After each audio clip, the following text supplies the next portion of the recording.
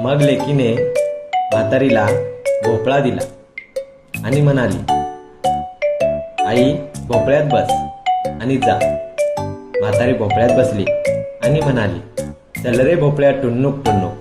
भोपळा रस्त्याने निघाला. वाटेत वाघाने भोपळा पाहिला.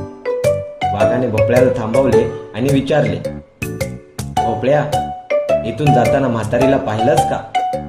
आतून म्हातारी म्हणाली, म्हातारी बितारी मला नाही माहीत. चल रे भोपळ्या टुन्नुक टुन्नुक. चल रे भोपळ्या टुन्नुक टुन्नुक. थोडे पुढे गेल्यानंतर वाटेत तिला कोल्हा भेटला. कोल्ह्यानं सुद्धा तिला तेच विचारले. म्हातारी आतून बोलली, म्हातारी बितारी मला नाही ठाऊक. चल रे भोपळ्या टुन्नुक टुन्नुक.